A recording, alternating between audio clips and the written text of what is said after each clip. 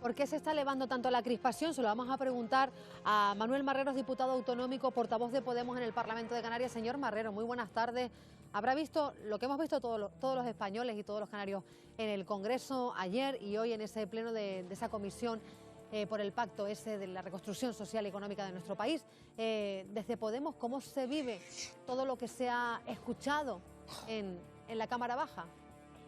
Bien, tanto en el Congreso ayer como en el Senado también hay una cuestión. En los últimos tiempos hay una especie de estrategia de la crispación, porque hay sectores de la población, sectores de la política en este caso mejor, que no llegan a concebir que pueda haber un gobierno distinto a ellos. Y hay una estrategia de la crispación. Hoy Joaquín Estefanía, el antiguo director del país, etcétera, Sí. lo planteaba claramente. Es decir, esto es una cuestión que ya conocíamos desde hace muchos años, pero que está más claramente definida en estos momentos y lo dejaba con toda claridad. Es decir, utilizar la descalificación del adversario, de alguna forma el no reconocer que hay un gobierno legítimo, el continuamente estar en la confrontación, porque mire, yo que he sido maestro y profesor de secundaria también durante muchísimos años, en la escuela siempre teníamos un planteamiento que era con el alumnado, teníamos un método que era el critico, el propongo y el felicito.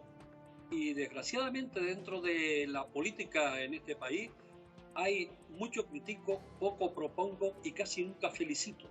Por tanto, yo creo que cuando nos enfrentamos a una situación como esta de crisis sanitaria, de crisis social y económica, tendríamos que separar las diferencias, arrimar el hombro, cesar la confrontación y además cuando se califica a alguna persona, como se hizo ayer con respecto al padre de Pablo Iglesias de terrorista, yo creo que no solo es difamar y alimentar la confrontación, además de inmoral, es un delito el asunto. Por tanto, Pues, yo creo que estamos dando pocos ejemplos, se está dando pocos ejemplos. Y sin embargo, en Canarias, este sábado se va a pero firmar en el señor Parlamento. Marrero, ya que he nombrado lo que se dijo sobre el padre de Pablo Iglesias, siga con nosotros. Seguimos con Manolo Marrero. Señor Marrero, usted habla de crispación, pero ¿usted cree que llamar golpistas a unos diputados es normal? Porque también se ha escuchado. Bien, desde el Parlamento Europeo, Germán Terz y alguna gente más ha hecho el llamamiento precisamente en algún momento no muy remoto, hace unos meses, a la acción posible del ejército en este país. Se ha hablado aquí de gobiernos de concentración, se ha hablado de distintas cosas que hay una especie, digamos, de cierto intento de ruido de sables. Y en democracia tenemos que preservar los valores democráticos. Yo no creo que la descalificación per se tenga que ser la manera de actuar en la política. Yo, por ejemplo, en mi actuación concreta nunca descalifico a nadie. Uso razones, uso argumentos para contrarrestarlo. Y sobre todo, en política tenemos que ser útiles para la ciudadanía, tenemos que de alguna manera acercar posiciones. Y antes le estaba diciendo cuando se cortó por la comunicación con el señor Bono, que precisamente un ejemplo de acercamiento entre posiciones de gente que pensamos de manera distinta es un planteamiento como la conformación del gobierno de Canarias, pero otra cuestión más inmediata y que el sábado se va a producir en el Parlamento de Canarias es la firma de un pacto político y social por la reactivación económica en Canarias. Por tanto, de alguna manera estamos demostrando que se puede hacer política cuando la otra parte quiera hacerla, pero cuando la otra parte se ha negado desde la primera votación, a partir de la primera votación, hubo algún partido que ya no quiso plantear más estado de alarma.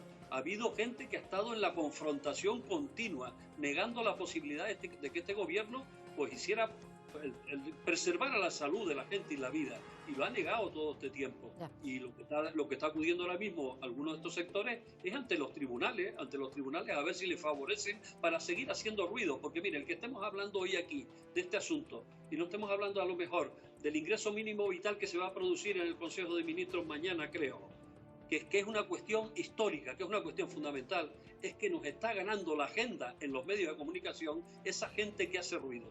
Porque hoy a lo mejor hubiéramos estado valorando muy mucho ese ingreso mínimo vital y no tanto ese ruido mediático que algunos quieren introducir continuamente en la comunicación con la ciudadanía, que está muy descontenta, por cierto, de la actuación de sectores de la política. Claro, y viéndolo visto, pues aún más cabreada estará la población. Le pregunta a Pedro Guerra. Señor Marrero, estoy al 100% de acuerdo con todo lo que acaba de decir usted, tanto en la intervención anterior como en la presente. Pero ¿no cree usted que su partido también participa de esta estrategia de la crispación de la que acaba de hablar? La pregunta de Pedro a Manolo Marrero. Sí, señor Marrero, yo le decía que estaba completamente de acuerdo con sus dos intervenciones y le preguntaba si no cree usted que su partido también contribuye a esto que llamamos de la crispación como arma política. Sí, bueno, yo le estaba intentando comentar que la estrategia de la crispación precisamente no la ha comenzado nuestro partido ni el gobierno en sí.